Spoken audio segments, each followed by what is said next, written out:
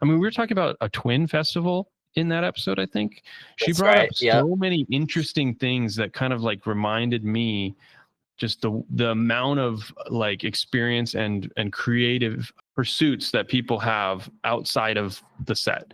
Like you do something really technical, you might have an appreciation for the art involved, but when you're not necessarily able to do that on set, some of these people who are extremely creative are still getting that outlet somewhere else. It's time for a scene change.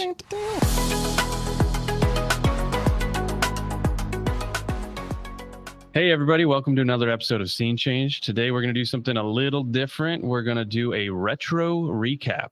So we're going back to season 1 to look at 8 episodes that we didn't recap. Last season, we got a chance to recap episodes 3 at a time, and we put those up on YouTube, and we're now fully on YouTube. The whole podcast is on YouTube.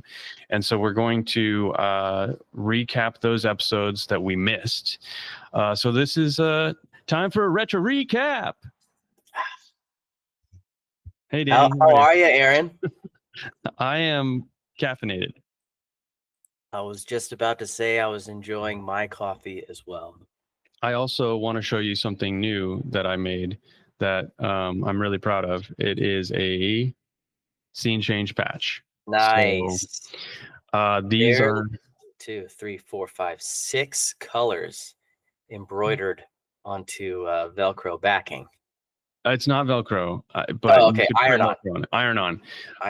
But a lot of work goes into that. Yeah, I did each one, hand stitched it, Nice. Made in America. No, actually, this was I had it made, but they did really good work, and I'm excited to give those out to our guests, and then maybe make them available for sale at some point. But either way, I'm excited to promote the podcast in new ways, and that's one of them.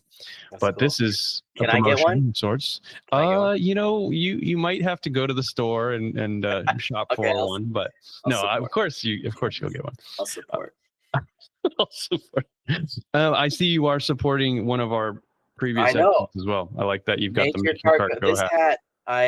They always comment whenever I'm wearing the hat in an Instagram post, and I'm always wearing the hat because it's a good hat. It's a really cool hat, actually. I love it. The logo is a very simple yellow. It's kind of got that. I'm putting it in camera view. It's got that like SoCal 70s thing happening. You know, I don't know. Yeah, it does. It matches the style of hat really well. Yeah.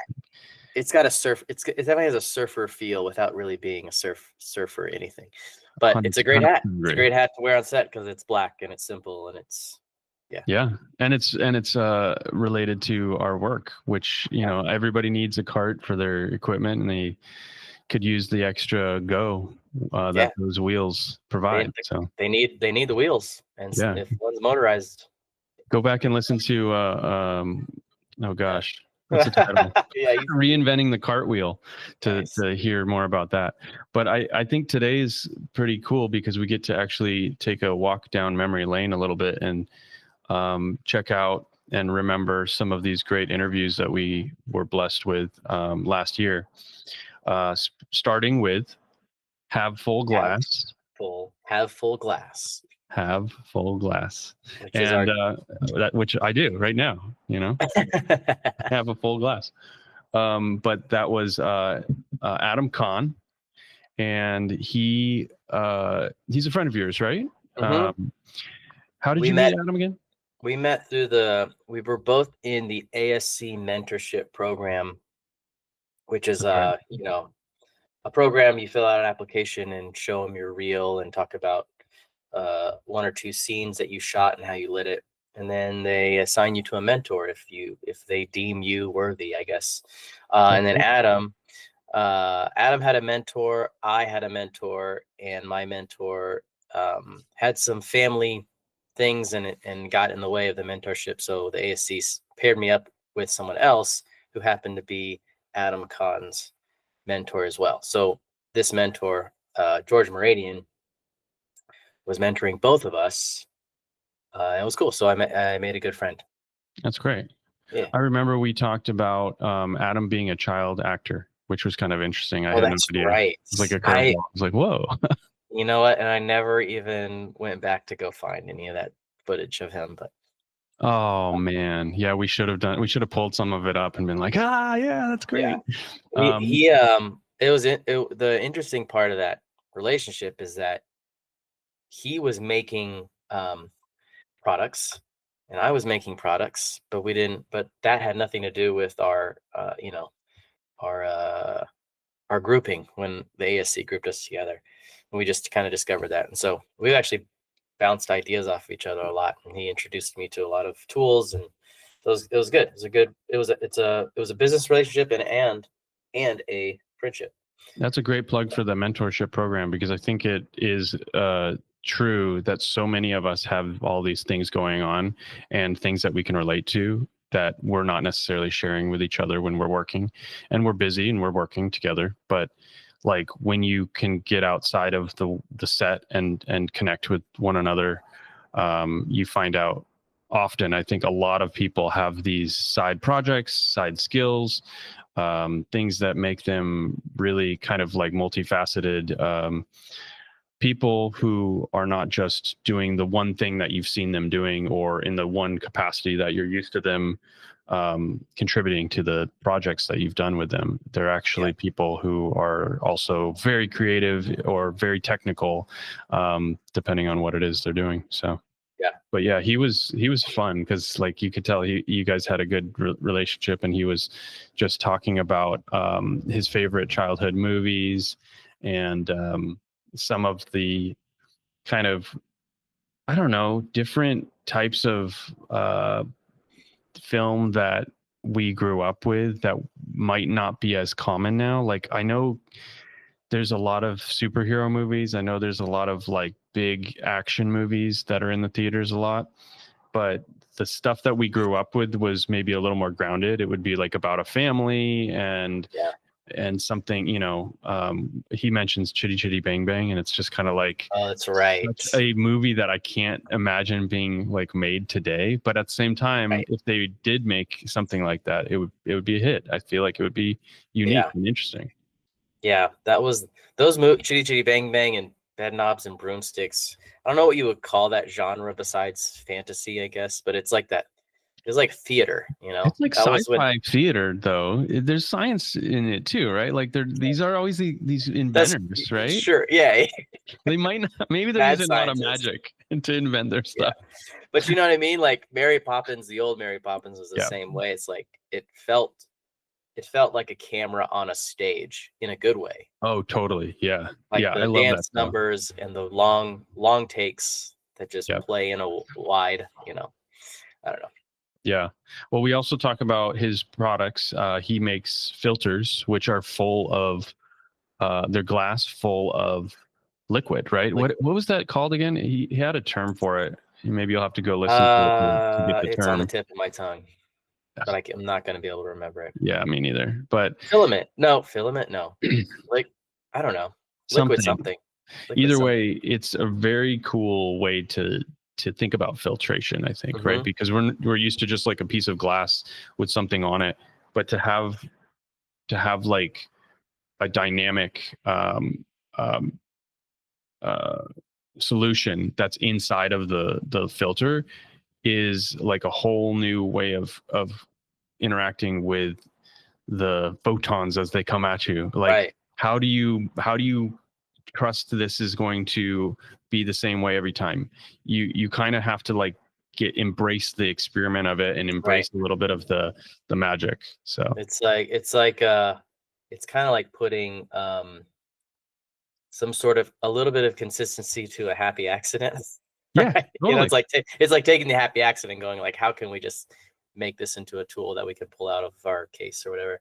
Exactly. I actually tried to get it on last summer. I was on Freakier Friday, and there was the scene where all four girls wake up and they've swapped, and there's a realization, and it's like the camera's at their POV, dreamy. But it's all it's very dreamy and distorted. I tried to get Adam's filters on that for that shot, because that would have been pretty epic for him, but alas, it didn't take. Well, I'm sure it'll happen eventually, but I think that it's great for more than just dream sequences. It's certainly like a cool way to like affect your image and think outside of the box when it comes to the filter box rather. But that's his company is called Optic, right? Optic. Yeah. So check that out. It's a good episode. Optic. I'm gonna look it up right now. I should have had this ready. Conoptic.com. Hold on. I think so. That sounds right. Yes. KHAN Optic.com. Kinetic glass is what he called it. Yeah. This is great. So you have like a computer in front of you or something? That's pretty cool. Yeah, Man. I How have do you this do that? new. I found this new thing. It's a tool called Internet. It's inside the net. It's crazy. It's so hard to explain, but because it's such a vast, crazy tool, it's like it's everything. Awesome. Basically, well, yeah. That's great. That's how I found these patches. So plug in. Oh, you have the internet as well? Yeah, I have a guy. I have an internet guy. Oh. He does the internet I didn't for realize. me. Yeah. I thought I discovered it on my own. I thought it was at the forefront. But well, I think you sent me an email about it. All right. Enough with that bit. I think we should move on to. It's a great episode. Have Full Glass. It's actually really fun and really interesting. And if you haven't used his filters, I highly recommend doing a demo with him because Optic is a really, really special product. So on to the next one, hosting right away. Mm-hmm. You want to intro that one a little bit? Talk about it? That was Tim Wirzburger, who I reached out to because I was listening to his podcast along with his friend and co-host John Stott, which I won't go into it too much, Aaron, because I know I'll just keep talking about it. But John Scott's a hockey player. Kind of a hockey goon, season, man. This is your time. It's okay. All right, fine. Like, Yeah. Fine. I just watched the Kings lose last night. It's time, man. Like, let's talk about hockey. So John Stott, there's a great story on This American Life. Google it, John Stott, This American Life. I'm sure you'll find it. It is about a man who plays in the NHL, but he's also a goon. And he's the enforcer, and his whole job is to fight people. His whole career, I think he has like 2 goals and 1 assist. He's not a good, quote unquote, he's not a good player, right? But he's got a job to just go fight other dudes. Oh, sorry. Did you hear that? A phone call came in. No, there's a motorcycle drowning it all out. Oh, good. So anyways, there's the way that John Stott kind of got into the limelight a little bit is there was a prank on Reddit through Reddit or a blog, and this guy said, hey, we're all sick and tired of the NHL changing the rules to the All-Star game. The All-Star game is a joke. Let's fight back and vote in the worst player in the NHL. Oh, right. Yeah, but so it was at the same time, this is a nice crowdsourcing, like it was a mean democracy effort. It had mean intentions because there was going to be a victim, but it was a message to the NHL that was like, let's play the game. I won't get into it, but they just always change the rules, and it's not a hockey game anymore. So they vote in John Stott. And so now John Stott has the vote, and he has to accept it or not accept it. And he gets criticism from the commissioner, and this is all on that podcast. He ends up playing. It's a 2-game tournament. He scores 2 goals, and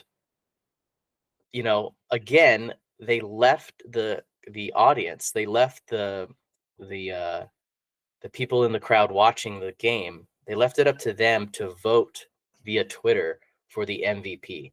And they gave 3 or 4 options. I can't remember who the players were, but they were all stars at the time. And John Stott is not on there. So again, the public writes in John Stott, and becomes the majority vote, and he gets the MVP award in the All-Star game On a write-in vote, it became on a write-in vote. Wow, it's Isn't that incredible. crazy?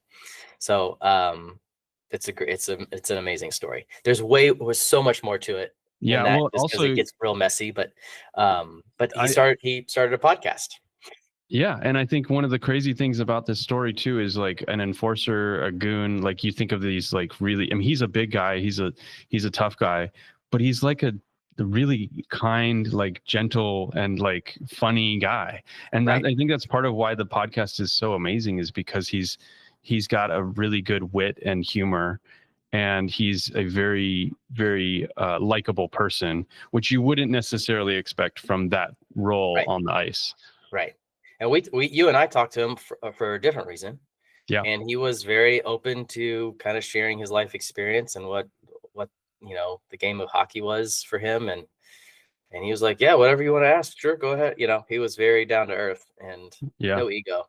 But then we got to talk to Tim, who is his co-host, or was his co-host on Dropping the Gloves. Yeah. So Tim is a co-host on Dropping the Gloves, and kind of I think he was kind of one spearheading that podcast for the most part. And he went on to write a book, and we interviewed him about his book and his podcasting. And so that was a cool episode, because it was not film industry related, but it was media and entertainment. So it was fun to get that perspective from someone like that. I agree. It was nice we were definitely like learning at the time about this whole podcasting thing and trying to get our feet under us with it. And he was an inspiration, and I think in a way a mentor for us to kind of like see what can be done and what it takes, but also what the best ways to kind of be successful in this format are.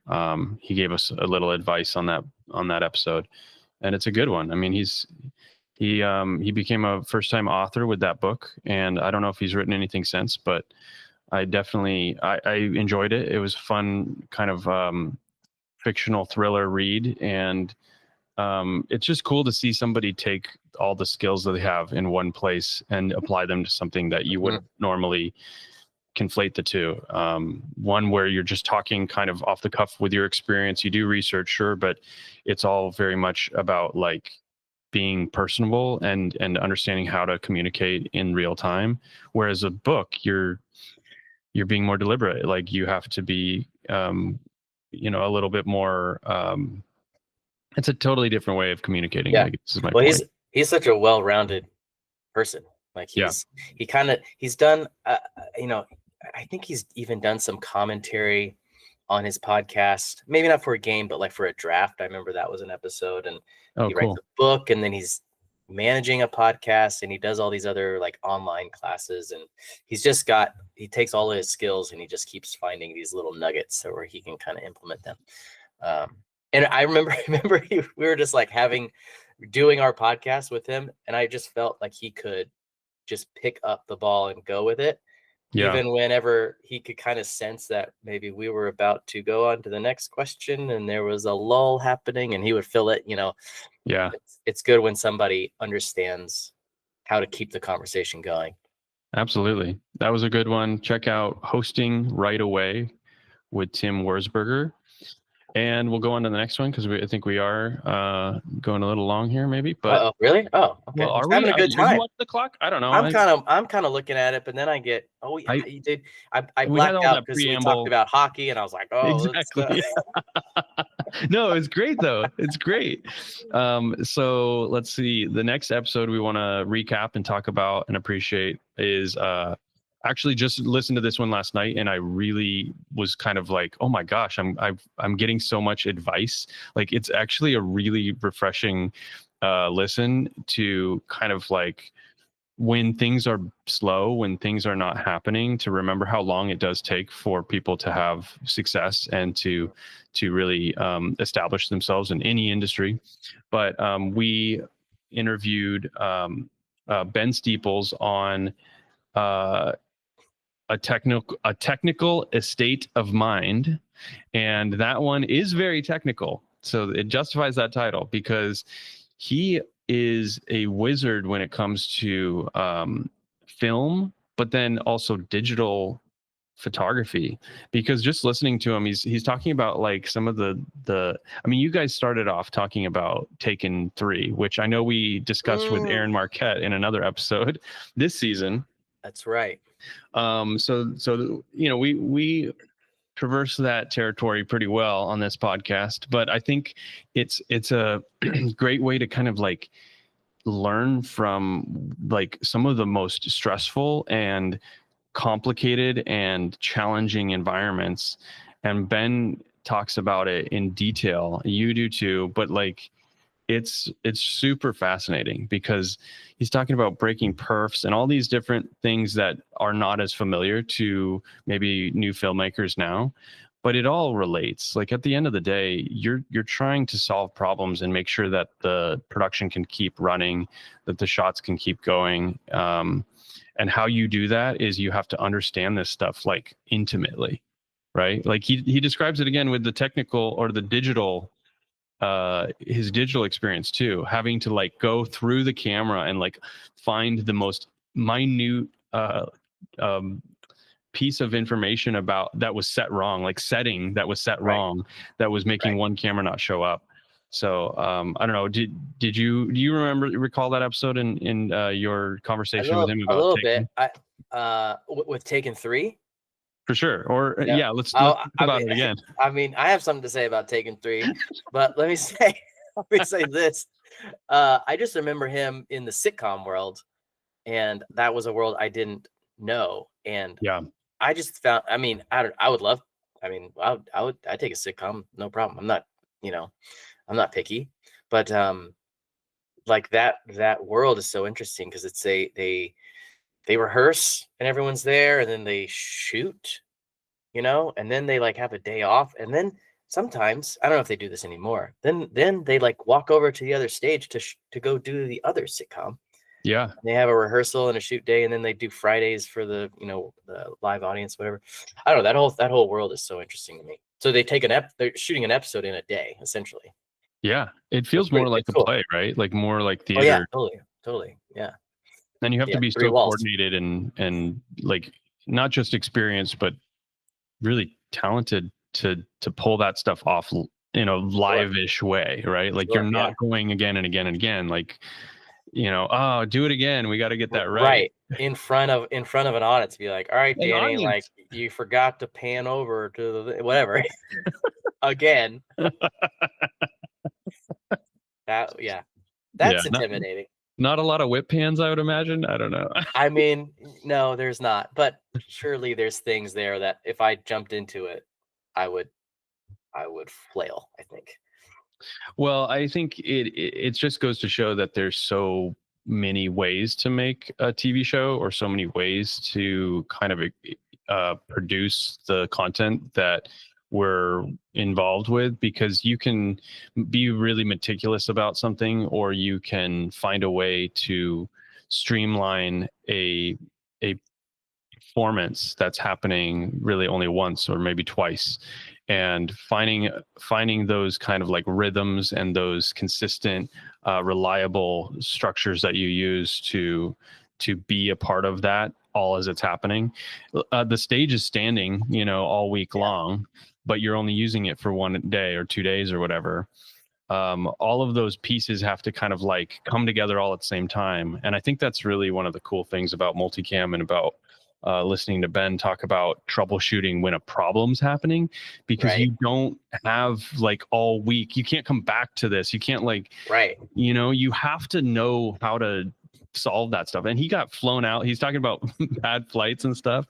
But like, how do you solve some of these problems in the timely fashion it takes to be able to produce these things in the dense amount of time that you're trying to do it? That's a real critical skill. Right. Taken 3. Okay, for our audience, get on YouTube and search Brian Mills jumps a fence. Have you seen this? No. Should I do it right now? Yes. Do it right now. It won't take up any of your time. It's a 6-second long clip from the movie Taken 3. Let me know when you see it. We'll watch it together. Okay, we're all, the audience and me, we're all Googling this right now. Everybody Google this right now. It's got 3.9 million views from 10 years ago. Well, it's about to get 3.9.1. Okay. 3.1. Ryan Hills Joseph Events. 20 Okay, seconds. ready? Yep. 20 seconds? You found the wrong one. All right, just watch it. This is Ready? very rapid fire cut. Yeah. Is it supposed to be like this? Yeah, this is the movie. Wait, what? No, hold on. That can't be right. I feel like I looked at the wrong one here. I think I need to watch. Did you see really? like 30 cuts? Yeah. Yes. What's happening? That's it, dude. No way, dude. Yes. No way. This is how they did it. What's happening? Brian Mills jumps a fence. That's the cut? Yeah. Oh, Remember, my goodness. We talked about this with Something Aaron 5 Marquette. identical looking dogs came after him is one of the top comments. There's yeah, remember with Aaron Marquette's episode, we were talking about how they had like 9 cameras for a second unit and they just like pointed it in every single direction. Of course, you're gonna cut it like that. It's crazy. It looks like the sun went down while you guys shot that montage of him jumping the fence. Right. Oh my gosh. That's pretty cool though, man. I'm glad you guys did that together and that you broke all those perfs. Or maybe it wasn't you. I don't know. Somebody did. that scene took 20,000 feet to shoot. And for the younger listeners, feet is how we measure the film negative that runs through the camera. Now we just use a CCD or whatever. I don't know. Yeah, that's equivalent to an entire terabyte card. There you go. So that's a pretty fun episode because it is very technical. And he talks about film and then he talks about digital with the same proficiency. It actually makes me angry because he was so good at it. And then we talk about real estate. And I'm like, bro, like what can't you do? It was a really fun one for me to deep dive recap because I was like, I totally forgot how good this episode is. And everybody brings so much to this show for us. Like we're just kind of sitting back like, oh my gosh, you did what? Yeah. It's been a treat. I'm really enjoying it. Anyway, that's a good one to check out. A Technical Estate of Mind. Sorry I had a little freak out there, but yeah. Oh, you're excited. It's don't exciting. It's impressive. I feel that way every time I watch Brian Mills jumps a fence. Which, yes, if you haven't seen it yet, you're gonna be like, "Am I watching somebody's hypercut of something?" No, that is apparently what it's supposed to be, and that's pretty. It's interesting. It's probably 100 shots in 20 seconds. That's pretty good. Do you think the editor was like, "I'm just gonna see if I can get this one through"? I think get no notes. It was probably a collaborative effort. I imagine a committee of about 45 people in the editing room saying, "Oh, but what about that shot that was backed up by the sun? That was a really good one too. So can we fit it in there?" That's true. Let's see. So the next Skating by Design. Skating by Design with Conor O'Brien. Yes, and this one's fun. I had a good time. Connor is funny.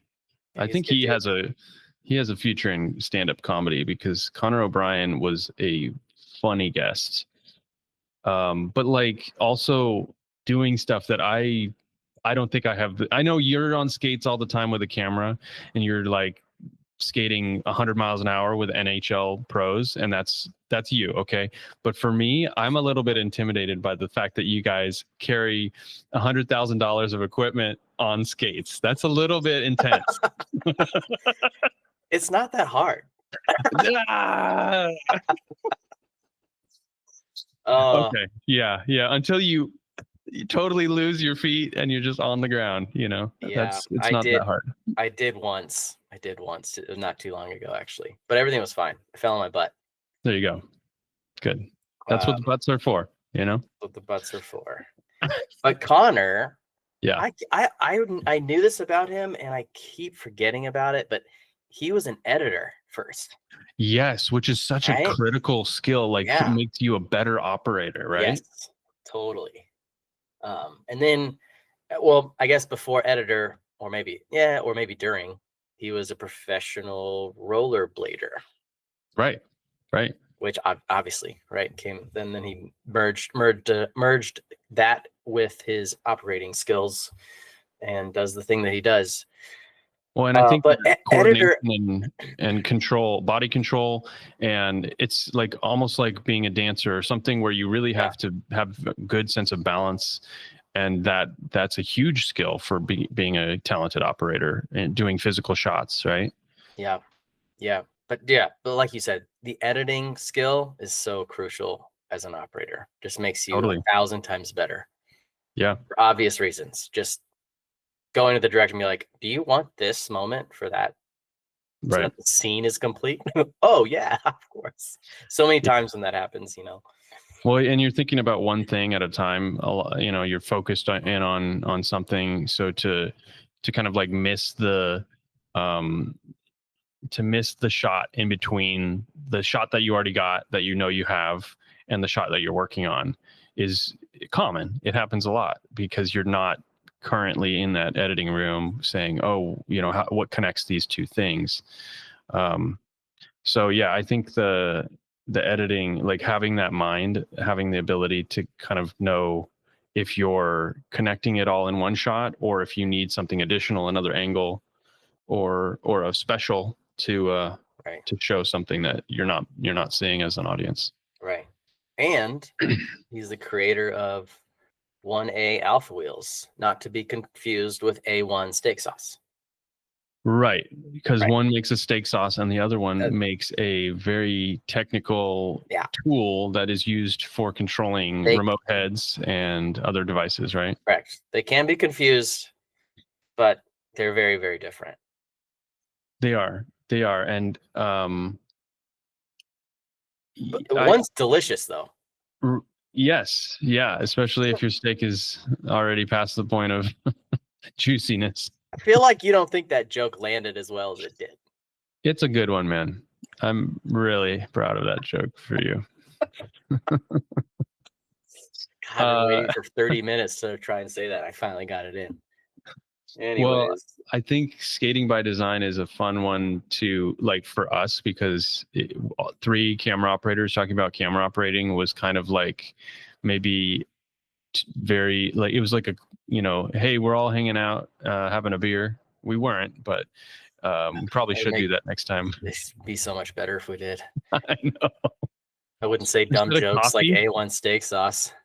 Yeah, again, I wouldn't be like screaming into the microphone, reacting to somebody who does real estate.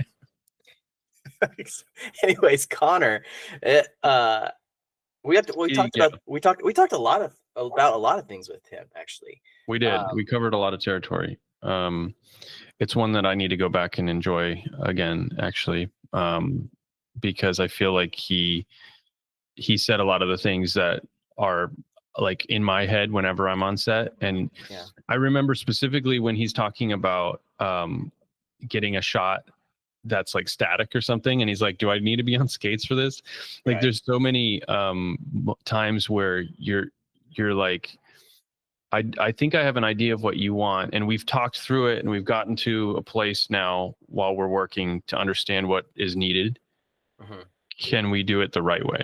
Because we've got, a jib on a jib or all these really strange contraptions that might not be necessary to get this static shot when a tripod would work. Right. Exactly. Yeah, he's a fun one. And he definitely has a really like good sense of humor, just a really good attitude, which I think is so critical. Honestly, I think that was one of the inspiring things is listening to somebody who I know has an ability that I admire and somebody who's done some really incredible shots, knowing what it takes to carry that weight, knowing what it takes to be getting notes from every which direction and trying to accommodate the physical limitations of the scene and then have a good attitude. because you have to, Yeah. right? You have Right. to somehow maintain that positive, can do. And that took me a long time to get. And I was always so close. It was like a tough job, and I was doing so well. I was having a good attitude when normally I wouldn't. Right. And then sure enough, the last setup, I'd be like, "Come on, guys!" And you just ruin it. You just ruin everybody the remembers. whole reputation. You're like, and you Yep. walk away from that. You're like, "Oh my goodness, why did I do that?" Yep. That's I've all learned. they remember. I'm better. I'm much better than that now. Good. Well, that's good. That's what this is about. It's about changing, right? It's really hard. Finding these things that we need to work on and trying to make ourselves better so that we can be more well-rounded and fill in the gaps in our skill sets. Yeah. So yeah, I really respected that about Connor, like listening to him recount some of these really challenging stories with a good attitude and a smile and like a laugh about it. So Yeah. that's a great one. Check out Skating by Design with Connor O'Brien. And on to the next one. We're talking about Keeping Good Times with Erica Chan. That was a really, really cool one because I was like, we have an app developer? Like, how do we find somebody who's a first AC and develops her own app? Like, they're like maybe on opposite planets when it comes to technical proficiency and education and skills, and somehow she's got those two things together in the exact same place. And the other side of that episode is she talks a lot about the business and legal side of things, which kind of surprised me because I was like, oh yeah, there's a lot you have to know and learn about what is what's expected or what's like what your rights are, what's legal, what's not, and how to assert those things and then bake them into an app that's going to support the user. Yeah. And the app, so we plug it correctly, the app is called FreeMe, the FreeMe app. Yes. You can get it at thefreemeapp.com or just, search it on your Android store or iPhone store, whatever you call it. But I use it all the time, even if we'll explain real quick what it is. It's a time card. It's a time card essentially, or an invoice, however you want to format it. And so you show up to work and you put in your call time, you put in your lunch, you put in your out time, you put in your per diem, your rental expenses, all the stuff that you would invoice for, you can kind of put in on your phone and then export an invoice. I use it sometimes just to make sure my time card is right. even if there's someone else is doing a time card for me, through entertainment partners or whatever. I like to just have it for my own record. Absolutely. But it's great. So easy, man. It's like you just do the job and you like literally go to the car and you're about to go home and you just send it right away. It's great. Yeah. Yeah. I think that's a really invaluable tool for freelancers and for people who are working. I mean, even if you're working on a show that has everything kind of taken care of for you, the time cards are being done carefully and meticulously. Like you said, being able to actually double check it, back it up, make sure that you have your own version of the paperwork. The old school ones would have the three, like yellow, pink, white, or whatever. And you're supposed to get the pink one, but like how often did you actually get your receipt and filing it as paper? Dude, I totally forgot about the carbon copy time card. That's crazy.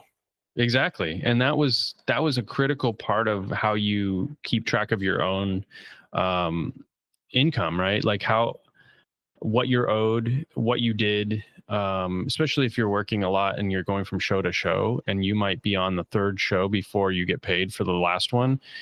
And you're like, wait, what was that? And where was I? And what time of day was it?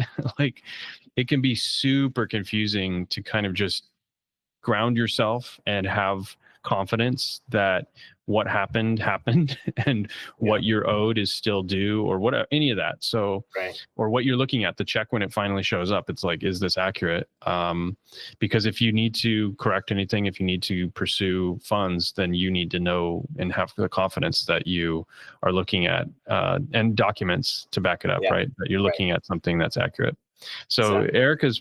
Erica's app is, I think, really pretty amazing, and she talks about counseling people, helping people through a lot of this stuff, and that being I think the inspiration for it, because she did she did so much research and so much of the legwork, just understanding the laws, understanding the rights that people have and don't have, and then the contract work, right? There's all different contracts that are a part of this.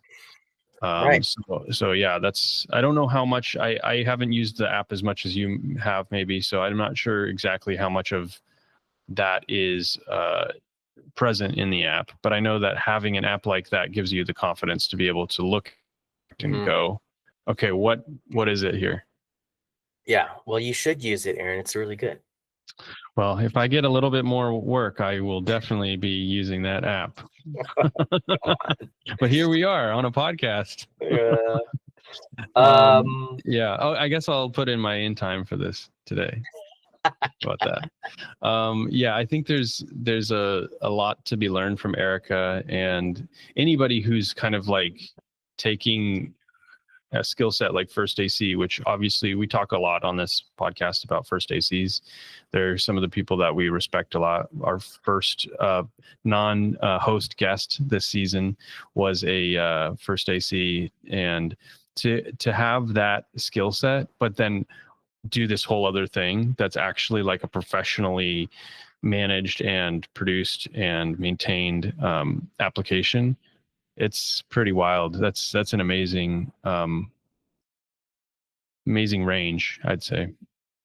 Yeah, it's impressive. There's no chance I would. It's like CAD design and app developing, not my forte.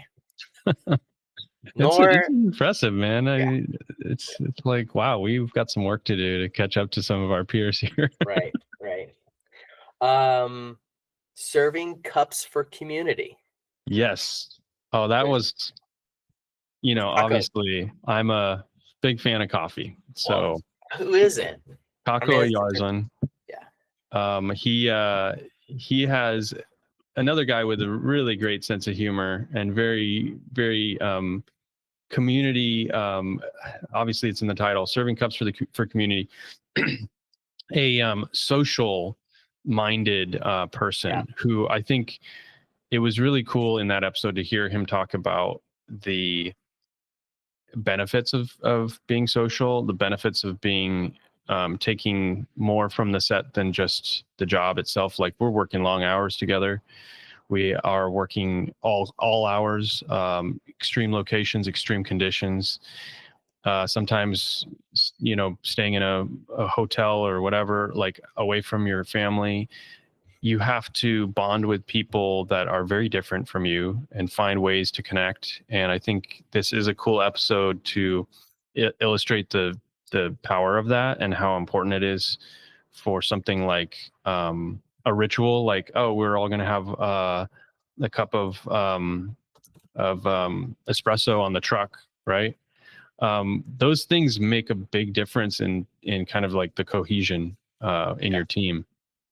So, and Kako was a friend of yours before that, right? I think you knew him from somewhere, right?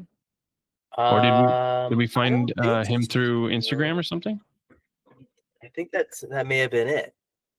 No, I don't think I mean, we may have met once or twice, or well, he talks a little bit about friended each other online. He talks a little bit about reality operating, I think, right? Yes. That's his that's kind of where he's came from, yeah. But yeah, I don't know how we met, actually. But he was doing, I don't know, maybe we just reached out to him because we saw he was serving coffee and we're like, this is a scene change. Yeah, and not just coffee, right? A special kind of coffee. It's called Oh boy, Cafecito. Is that right? Cafecito. Yes. Yes. Which is Yes. is it Brazilian? Cuban. Is it Cuban? I believe it's Cuban I'm gonna coffee. look. Yes, Cuban coffee. And it's a special way of preparing it that is really unique. He describes it in the episode. Definitely worth listening to. Check that one out because it's a very unique way of making coffee that reminded me more of like going to a coffee shop and having somebody Right. with the whole machine do it. But I think he does it without a machine. He does it kind of like in practical ways. But Well, it is also like the way you make it, but also like why you're making it, which was all right. about community. That was kind of his big thing. It was like we're gonna stop for a coffee Yeah. and we're going to enjoy it together, not on the go, you know. Yeah, and be present in that moment together. Yeah. I've heard that's a very Italian thing too, is if you're in Italy and you order an espresso, they give it to you in a you know, for here cup. Yeah. in an actual porcelain or whatever ceramic mug, Yep. and they're shocked whenever you try to say to go. Right. Yeah, it's not Because you're something supposed that to you're supposed to have it while it's hot and all the things. So Yep. Yep. I Yeah, like and that. We need I more of like that. it too. It's good.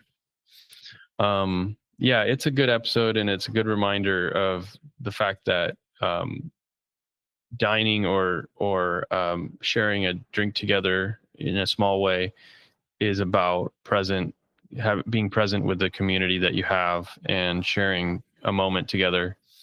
Yeah. Bonding over something that's a sensory, experience. I think it's a really special episode because he's not just making coffee, right? It's not just a normal cup. It's like, An yeah, experience. it's an experience. There it is. That's the word. It's An not just experience. coffee, it's an experience. Absolutely. Somebody's got that already. Yeah.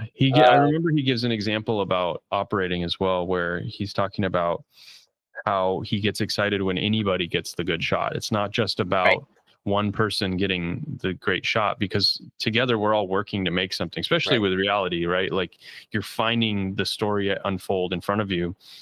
But like on a feature set, you might have like an A camera that's doing a lot of the photography. And other cameras there for sure, for doing coverage or to be a part of efficiency. But generally, you might be focused on one shot, whereas with reality, you're all working as like a team. It's almost more like a sport. And you do need to work together in order to make that scene happen. So getting that badass shot, I think, is the way he terms it. But getting that cool shot is something that you are not trying to make a personal, like, oh, I'm better, I did it, I got it. It's not a competition amongst the team. It's a team that's working to achieve that goal. And so when one person gets that badass shot, technically we all got it together. Right. Totally. So I love that about his story, because I feel like he has the right perspective, and the coffee just reinforces that. It's all about community. It's all about building a good team together so that we can do something that we couldn't do as a one-man band owner operator alone, you know. Yeah. Way to justify the E on our episode, by the way. The The explicit badass button. Yeah. Dude. Well, we say ass a lot on this. Man, So you're on a roll, dude. I'm not gonna be able to let my kids listen to this one. Sorry, man. Well, hey, I'm just talking about donkeys here. All right. So don't flag me. We're just talking about donkeys. Eeyore. Bad ones. Bad donkeys. Yeah. Bad ones. Oh. Yarzan, serving cups for community. It's a good one. Check it out. If you like coffee, you should probably learn about Cafecito, because it is a very special way to enjoy coffee. Oh, and he will bring his setup to set. I don't know why we didn't say that. Oh, yeah. So if you're working and you want to treat the crew, or you're a director, producer, whatever, reach out to Kako and get a little cafecito during lunch.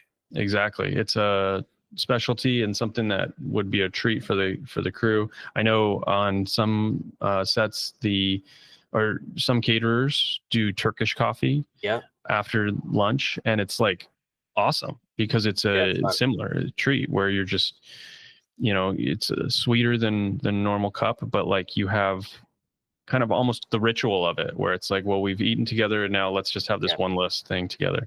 So I think inviting Kako to come share his cafecito on set is a great way to show that you care about the long hours that the crew are putting in.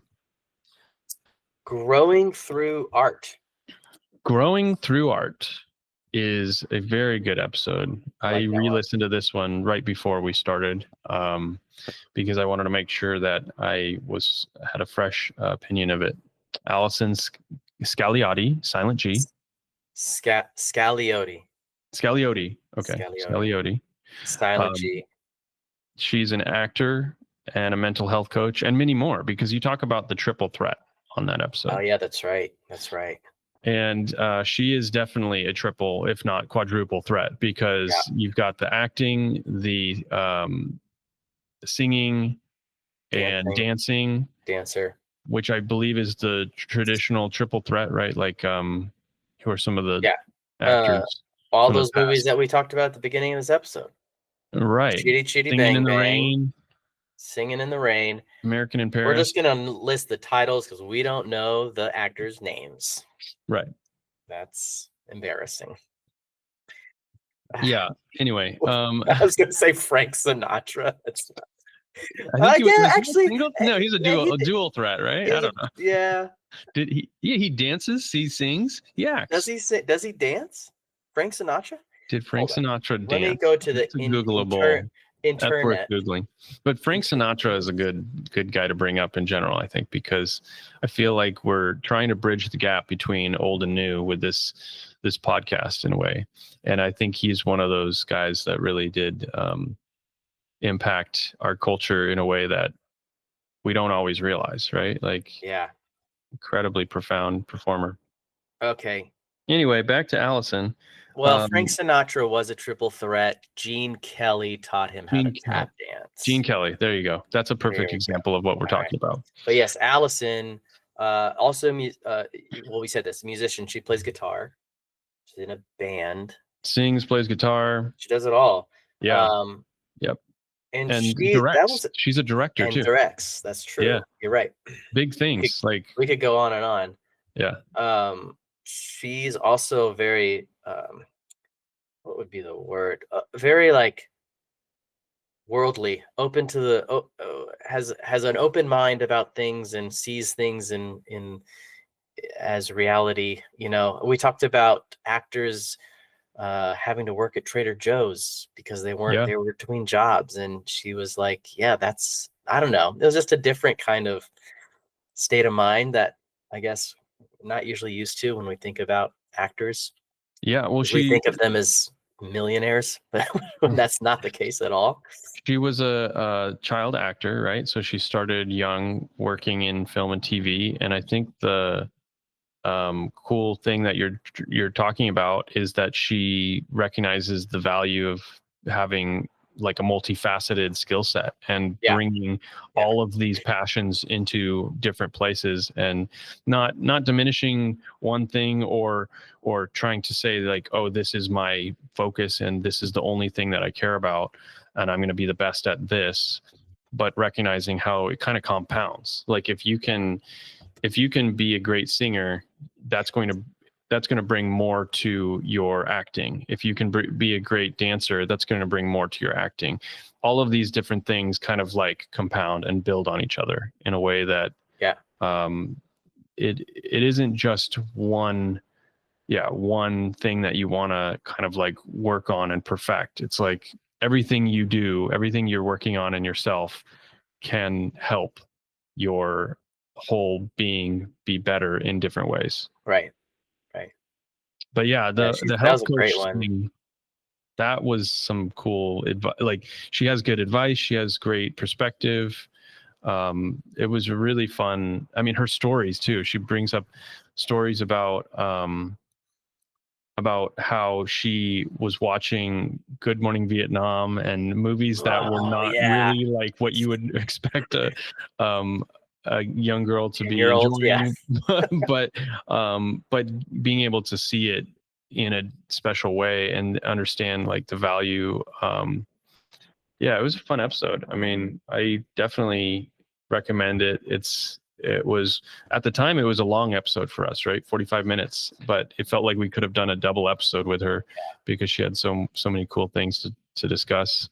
Yeah. And I think it was around that time when I realized, like, I don't think 30 minutes is enough for these guests. Like, we do have a lot of ground to cover. Yeah. So we expanded to an hour, which probably was part of you were like, you only want to do a half hour? And I was insistent and you went ahead with it, but we got in a lot of episodes, 4 in one day, right? We would be doing, but Oh, that's right. Yeah. I don't know. I just kind of thought I was with you on the 30-minute episode. I kind of liked having the idea of having a short. It's like the Bear, you know.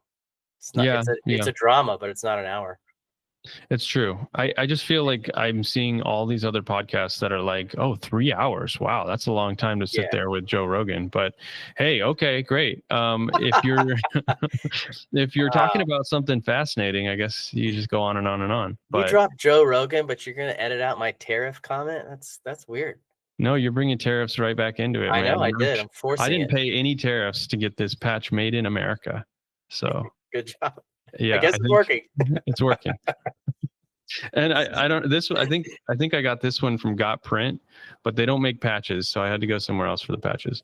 But yeah, there's a lot of good American companies that we can promote, and that's one of the cool things about our podcast is these are all people who are working in our community and around the country who are developing their own products and their own companies and are definitely well worth supporting here at home. That was a great segue. You stitched those things together so well. Oh, thanks, man. That's what I do. God bless America. Let's go on to Paper Zines and Memories. Speaking of that, Paper Zines. I'm lost here. Paper Zines and Memories. Yes. Paper Zines and Memories, the last episode of last season with Lisa Guerrero. Yes. She's a second AC. Second AC. She's a prolific one. Like, yeah, that's what I was about to say. She's worked on tons of movies, lots of David Fincher movies. I think Google her. Yeah, bring up her resume because Lisa Guerrero was a big get for our season 1. I feel like she was beyond us when she showed up because we were small fries in a garage. Now look at us, we're in cyberspace. But I think that the fact that Lisa brought not only her incredible career and experience to our table, to your little poker table, but she also has this whole other world of zines. I mean, we were talking about a twin festival in that episode, I think. She brought up so many interesting things that kind of like reminded me just the amount of like experience and creative pursuits that people have outside of the set. Like you do something really technical, you might have an appreciation for the art involved, but when you're not necessarily able to do that on set, some of these people who are extremely creative are still getting that outlet somewhere else. And this is one of those things that she brought so many different textiles is the word I'm looking for. Textiles into play with her zines and with her products that I think it's one of the coolest and most unique episodes that we did. Yeah, go ahead. I could go on and on, but I was gonna. I have her IMDb. You want me to go from the start of 1989. So her career starts with a couple of B movies, but even the B movies are like cult classics, like Tales from the Crypt, Leprechaun. Oh, really? Yeah, Leprechaun, dude. Oh my gosh. I remember recording that movie on VHS when I was a kid. Nice. And and then okay, so now we're out of B movies. Forever Young, Son-in-Law, maybe that's B. Hocus Pocus, Free Willy. Free Willy? She worked on Free Willy. Yep. With Michael Jackson. Well, he wasn't Michael in it, Jackson. he was the whale. My Girl Too. My Girl. Wow. Michael. Remember we were talking about Michael a little while ago. Michael, the John Travolta movie as an angel. Oh, that's right. Wow. Yeah. Volcano, Batman and Robin, Fight Club. Through Volcano, dude. It's a great movie. Well, there's so many. Mission Batman Impossible and Robin. 2. Okay, I knew she worked on a David Lynch movie. Mulholland Drive. No. Yeah, Panic Room. 21 Grams. Dude, hold on. The amount of people that she's worked with and that she knows and has been able to learn from. I mean, like this is somebody who I hope ends up working as a director, because that kind of experience is what you want in your leader, right? Yeah. And then she goes on, and she's an artist. She's exactly such an artist. Exactly. So she goes in, and she's kind of got this like punk rock background with her zines, where she's making these. I guess they're like magazines, but pamphlets, and they're political and. Well, they're whatever you want them to be, right? Exactly. Because they're independently produced, and I think this is something that's it goes back so far. Like it's not just it's definitely not a modern only thing, but like the fact that she's bringing it into a modern era, I think is really pretty cool, because there's always been like a counterculture zine.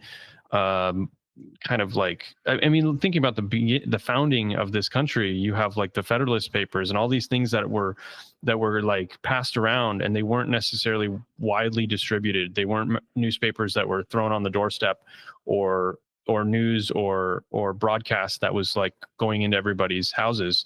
They were things that had to be kind of shared amongst communities and shared amongst trusted friends and acquaintances, people that you are trying to basically communicate with in an abstract way, either literature that is not necessarily going to be printed in the mainstream, or something that is just a creative and unique way to think of things or look at things that isn't, again, going to be commercially viable. It isn't going to be broadcast. It's not going to fit into that world. There's definitely been a lot of this. I mean, think about when Gutenberg started and all of these things were being published. It's a very similar time to now with AI and with the AI slop. Yeah. At the time when the printing press was new, you had a similar problem where you'd have people making things because they could say, I mean, the Loch Ness Monster is probably real, but like, let's say somebody published a newspaper that was saying the Loch Ness Monster is totally real. At the time, it was very hard not to, take that credibly and be like, oh my gosh, it's in black and white. Like, I gotta believe it. So I think we definitely benefit from looking at history and seeing some of the like trends, but also ways that these mediums can be used for good or for bad, all over the place. But to experience the kind of tactile, like real nature of something, you're handing it to somebody, you're saying, this is important to me. There's some veracity here because it matters to me. Yeah. It's not widely published. It's not something that's going to be distributed in mass. It's something that I'm trusting you to hold right now, or I'm going to give one to you, or whatever. That's pretty special. It's a cool thing. And she talks about different mediums too, or different printers. A type of printer that was used for bulletins in churches, I think. Oh, that's right. Yep. And that's right. it's a interesting color. It's like purple or orange, or I don't remember. Yeah, I remember that. She talks about a lot of different things. Like I know daguerreotypes. Like that, to me, that's my nerd term. Like the first photo printing, right? Like using silver halide on a sheet of glass, and it burns in an image on the glass. But she was talking about a different type. I don't know, some other. I'm on her website and I see it. I can see the picture of it. It's like right. It's a purple. It's like one tone, different shades of purple. And it was probably, economics. It was probably cheaper or something, right? Totally. Yeah. Yeah, exactly. It's so cool. Her website is lisaguerrerophotography.com. Guerriero. Guerrero. Yeah, I also cool. like that one because it busts the whole like perception of photography and of a camera into pieces. It becomes something like photorealistic representations of something using something that's not a camera. Yeah. Like how we think about all this stuff gets kind of turned on its head a little bit with that episode. It's super cool.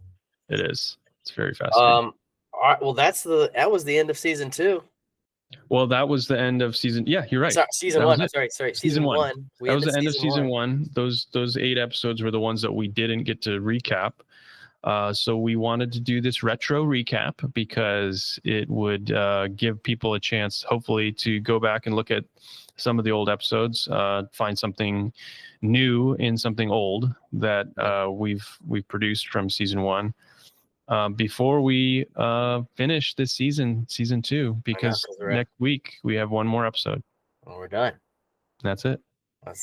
Well, we'll recap the last few episodes after that, but yeah, it's going to be, we're finishing up season 2. We're really proud of it. We hope you'll go back and listen to some of the episodes from season 1 and 2. And we just really enjoy all of our guests. I mean, there's been so many incredible people who are willing to share their talents and their passions and their inventions. And then their movements too. I mean, United for Dignity, like people who are literally making a union. We've gotten to talk about unions a lot in this season. Yeah. And I think that that's one of those things that was an enigma to me growing up. I wasn't sure where some of these blessings of liberty had come from. And I think a lot of them come from unions. They come from people who said, we can't trust everything to trickle down. We need to, pull on our bootstraps, as it were, as a community, and and build from the ground up. Yeah. So there's a lot of work to be done, but I think there's a lot of great workers who are ready to do the work.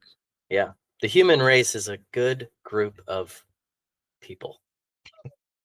So interesting. Very interesting. People have so much to offer, and it's important that we appreciate all of us. Well, all right. So go check out those episodes, or go back even further and check out older episodes, and learn about some people. These were fun, dude. Also, go check out Brian Mills Jumps a Fence. You will not be disappointed. You won't be disappointed. I mean, I feel like I need to see it a little slower. Like, I think I'm watching it again, and this thing is incredible. This is cinema. God. Oh man. All right. Well, thank you guys for joining us for this recap, special recap. I hope that you'll enjoy these episodes and enjoy finishing out season 2 with us next week. Bye-bye. Bye.